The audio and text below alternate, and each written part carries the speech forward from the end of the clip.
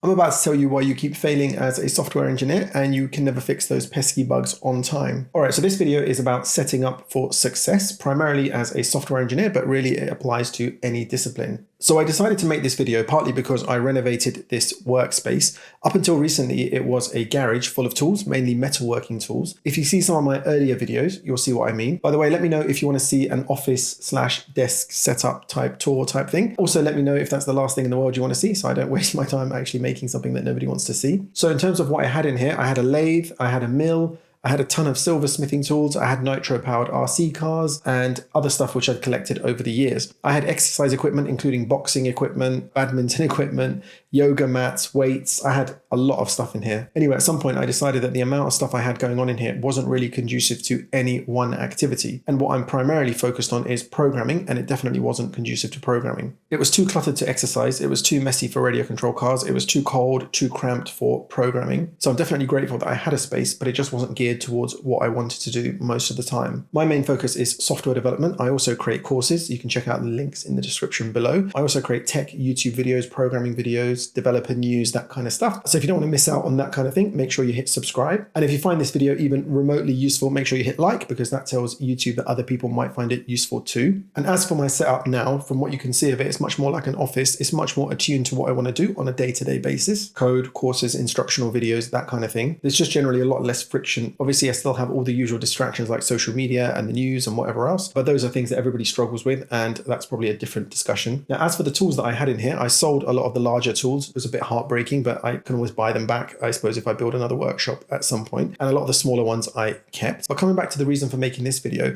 the quote that I hope people really take away from this, if that's the only thing they remember, is to always set up for success. Now, that saying came from an old metalwork teacher of mine. I was working on a particularly complex soldering job, and I was going all guns blazing. I had 2 blowtorches and I was really working on this job, and I was making a real pig's ear of it. And my teacher stopped me in my tracks, told me to disassemble my setup and start from scratch. And he implored me to always set up for success. He basically was saying that the setup that I had, there was only really one possible outcome, and that was failure. The job was going to fail. It wasn't going to work. I hadn't set it up correctly. And what he was saying was that there's certain ways in which you can set this job up so that the chances of success are just way higher, almost guaranteed. Now, when I say set up for success, it's really important not to confuse that with perfectionism. Now, perfectionism, according to Wikipedia, the ultimate source of truth is, and I'm going to read off the screen, a broad personality style characterized by a person's concern with striving for flawlessness and perfection, and is accompanied by critical self-evaluations and concerns. It doesn't sound like fun, and being called a perfectionist is not a compliment. So what do we do? Now, I'm not saying to not start a task until you have all your ducks lined up. Sometimes the most productive thing is to just get started.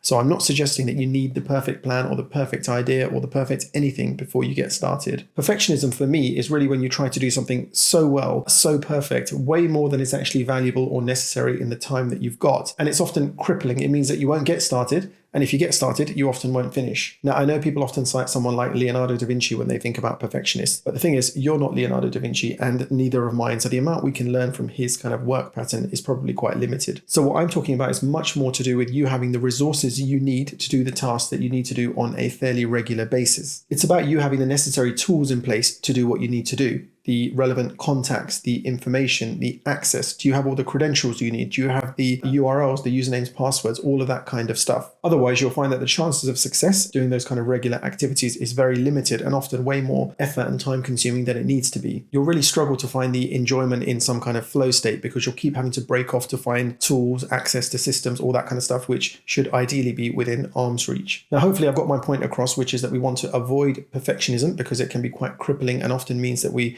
are overall less productive, but we do want to set up for success for the activities that we do on a regular basis. You'll enjoy the work more and you'll be way more productive. Now, to really hammer home the point, I'm going to read you a little poem which I've written on this topic, and I'm going to read it off the screen. All right, here goes. Always set up for success, lest you digress and make a silly mess. Create an environment for thriving, otherwise you will be forever towards chaos driving. Babies are born in maternity wards and widgets are made on factory floors. Line up your tools before you begin, cutlery on the table before you dig in. To search midway through job is to rain on the fire mid-flame. It kills the flow, the feeling of fulfillment, energy sapped, spirit dashed, hopes crushed, opportunities missed. Always set up for success. All right, I hope you enjoyed that. Let me know in the comments below if you agree with me 100%, and let me know if you don't, and I'll tell you why you're wrong. Anyway, good luck and happy coding.